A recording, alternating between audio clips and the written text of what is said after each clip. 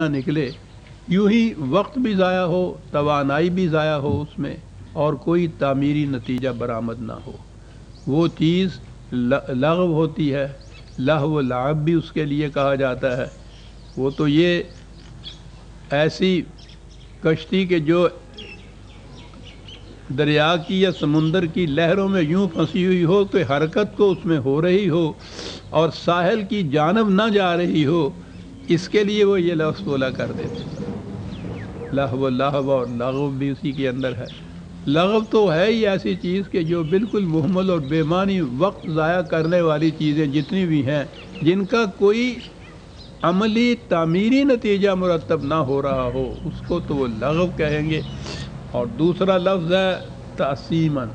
میں نے پہلے بھی عرض کیا تھا کہ ہمارے ہاں جو الفاظ قرآن کے جرم، عصیان، عدوان، اسم، اس سب کا ترجمہ گناہ ہی کیا جاتا ہے۔ وہ گناہ ایک ایسی چیز ہے کہ پھر وہ کوئی کنکریٹ شکل میں ہمارے ذہن میں نہیں کچھ آتا اس سے کہ کیا ہوا۔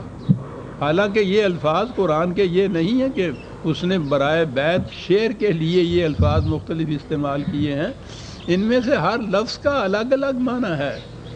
تعصیم اسم، یہ اس اونٹنی کو کہتے تھے کہ جو چلتے چلتے تھک جائے اور باقی قطار کے ساتھ چلنے کے قابل نہ رہے، تکان کی وجہ سے پیچھے رہ جائے، وہ مزمحل ہو جائے۔ تو ایسے کام کہ جو تکان پیدا کریں، اضمحلال پیدا کریں، جس سے توانائیاں کم ہو جائیں، نتیجہ کوئی تعمیری نکلے نہیں، اور اس کی وجہ سے توانائیاں کم ہو جائیں، تکان زیادہ بڑھ جائے، اضمحلال ہو جائے، اس کو کہیں گے آپ ایسے کام تعصیماً، جس کو اسم جسے قرآن نے کرا ہے الف سے میم کے ساتھ جو اسم ہے، تو اس میں اس معاشرے کے اندر نہ تو کوئی ایسی باتیں ہوں گی کہ وقت ضائع ہو، توانائیاں ضائع ہوں اور نتائج کوئی نہ نکلیں، اور نہ کوئی ایسی چیز ہو کہ ان کی وجہ سے اضمحلال پیدا ہو جائے، کمزوری پیدا ہو جائے۔ یہ چیز بھی اس کے اندر نہیں ہوگی۔ ہوگا کیا وہاں؟ الا قیلاً سلاماً سلاما، دو لفظوں میں بات کہہ دی۔ آپس کے تعلقات جو وہاں ہوں گے ایک دوسرے کے ساتھ، وہ ایسے ہوں گے کہ ہر فرد دوسرے کی سلامتی کا آرزو مند ہوگا۔ کیا معاشرہ ہے سر! یہ جو ہمارے ہاں اب رسم اذان رہ گئی اور روح بلالی نہیں رہی، السلام علیکم ہمارے ہاں تو ایک بات ہے، ہر مسلمان ایک دوسرے کو السلام علیکم کہتا ہے، ہم بھی جب ملتے ہیں تو کہتے ہیں۔ کیا کبھی آپ نے غور کیا کہ یہ اس کے معنی کیا ہیں؟ ہم السلام علیکم کہتے ہیں، وہ علیکم السلام کہہ دیتا ہے۔ اور اب تو میں نے عرض کیا کہ بالکل ہی ایسی رسم ہو گئی ہے جو ایک بس لفظ ہے زبان سے نکل گیا، اس سے بات کچھ سمجھتا ہی کچھ نہیں۔ یہ وہی سلامن سلامہ ہے۔ یعنی اس معاشرے کی خصوصیت یہ ہے کہ ہر فرد دوسرے فرد سے جب ملتا ہے تو اسے کہتا ہے کہ میں تمہاری سلامتی کا آرزو مند ہوں، اور وہ جواب میں کہتا ہے وعلیکم السلام، میں تمہاری سلامتی کا آرزو مند ہوں۔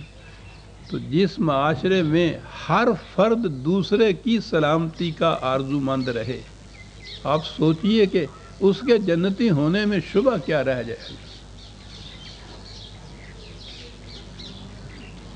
سلام کے معنی صرف سلامتی، جسے میں نے لفظ جس کا ترجمہ کیا ہے، یہ سلامتی تو یہ ہے کہ خطرے سے محفوظ رہنے کو کہتے ہیں نا سلامتی، لیکن یہ سلام کا لفظ یہ پھر بھی ایک نیگیٹو، منفی سا ایک عمل ہے۔ خطرے سے محفوظ رہنا، کوئی چیز اس کے اندر ایسی نہیں آتی کہ اس میں کوئی فروغ ہو، کوئی ترقی ہو کسی قسم کی، کوئی ارتقاء ہو، کوئی آگے بڑھنا ہو۔ ان پیس جسے آپ کہتے ہیں، اس کے معنی یہ ہوتے ہیں کہ کوئی خطرہ نہیں ہے۔ لیکن قرآن تو یہ نہیں کہتا کہ زندگی ایسی ہے کہ پر خطر نہ ہو، جس میں خطرہ نہ ہو انسان کو۔ تو اگر وہ ویسے کا ویسا ہی رہے، خطرہ کوئی اس کو نہیں رہا، وہ کہتا ہے یہ زندگی نہیں ہے۔ یہ جو سین لام میم ہے، سلام جہاں سے ہے، السلام علیکم جو ہے، یہ سلامتی میں نے عرض کیا ہے، لیکن اس کے معنی ہوتے ہیں کسی چیز کا مکمل ہو جانا، اس کی تکمیل ہو جانا، اس کی نشو و نما ہو جانا، جو کچھ اسے بننا چاہیے وہ بن جانا۔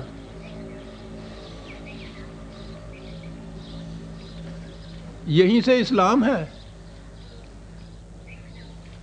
اسلام اس نظام زندگی کا نام ہے کہ جس میں ہر قسم کے خوف اور حزن سے انسان محفوظ رہے، اور جو کچھ انسان نے بننا ہے وہ کچھ بن جائے۔ اقبال کے الفاظ میں قرآن کیا کرتا ہے؟ آنچ حق می خواہد آنچ سازت ترا، خدا جو چاہتا ہے کہ تو اس قسم کا بن جا، قرآن تمہیں اس قسم کا انسان بنا دیتا ہے۔ یہ سلام ہے، یہ اسلام ہے، یہ سلامن سلامہ جو قرآن نے کہا یہ وہ ہے۔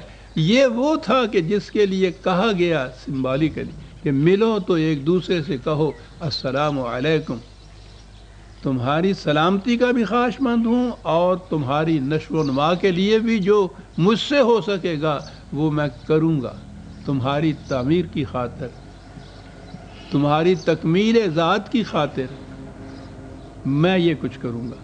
کیونکہ انسانی زندگی کے اندر تو باہمی تعاون سے ایک بات سب کچھ ہوتا ہے، ایک دوسرے کا تعاون۔ جس کو کسی چیز کی مدد کی ضرورت ہے، دوسرا وہ اس کی مدد کرتا ہے، اس کو اس کی ضرورت ہے، یہ اس کے لیے تکمیل کی باعث بنتا ہے۔ تو یہ سارا پروسیس جو ہے، طریق جو ہے، اسے سلام کے لفظ سے تعبیر کیا جاتا ہے۔ عربوں کے ہاں بھی یہی کرتے تھے، قرآن نے اسی کو سلام کہا ہے، یہیں سے اسلام ہے، یہیں سے مسلم ہے۔ وہ جو ہم آپ مسلمان کہتے ہیں تو وہ مسلم ہے یہیں سے، اور یہی وہ چیز ہے کہ جو السلام علیکم کے اندر کہا کہ وہ زندگی ایسی نہیں ہوگی جس میں کسی قسم کی لغو بات ہو یا ایسی چیزیں ہوں کہ جو اضمحلال کا باعث بن جائے، یعنی جیسا ہے اس سے بھی کمزور تر ہو جائے، یہ نہیں، بلکہ اس میں ہر فرد دوسرے فرد کی سلامتی اور اس کی تکمیل ذات کی آرزو اپنے دل میں رکھے گا، اور اس کے لیے جس قدر ممکن ہوگا وہ کوشش کرے گا، اور ہر فرد جو ملے گا وہ ایک دوسرے سے کہے گا کہ میں تمہاری سلامتی اور تکمیل ذات کا آرزو مند ہوں، اور دوسرا بھی جواب میں کہے گا کہ وعلیکم السلام، میں بھی اسی طرح سے آرزو مند ہوں تمہاری سلامتی کا، تمہاری تکمیل ذات کا۔ میں نے جیسا عرض کیا عزیزان مان، ان لفظوں سے آپ دیکھیے کہ قرآن کس قسم کا معاشرہ قائم کرنا چاہتا ہے۔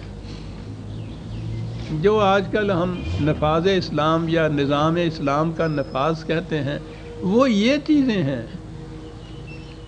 اس قسم کی کوئی شکل پیدا ہو تو نظر آ جائے کہ ہاں واقعی ایک جنتی معاشرے کی تشکیل ہو رہی ہے، اسلامی معاشرے کی تشکیل ہو رہی ہے، جس میں ہر فرد دوسرے کے لیے سلامتی اور تکمیل ذات کا آرزو مند ہو، وہ یہ چیز ہے۔ قرآن ایسے افراد پیدا کرتا تھا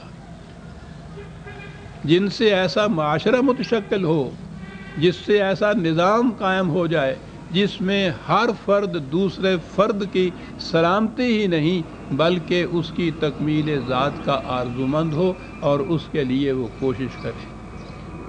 قالوا سلام سلام، یہ تو ساری تفصیل آئی تھی السابقون السابقون کی، وہ جو پائنیئرز تھے اس نظام کو قائم کرنے کے لیے، سب سے پہلے آگے جانے والے جو لوگ تھے۔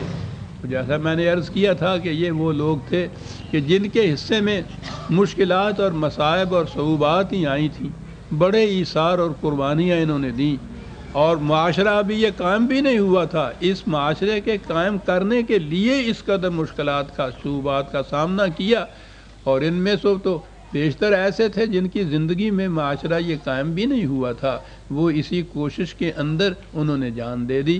لیکن یہ یہاں وہ رہیں یا اس کے بعد کی زندگی میں جائیں، جب میں نے عرض کیا ہے کہ زندگی تو ایک تسلسل کا نام ہے، یہ ٹرم مجھے پسند آئی جو لائف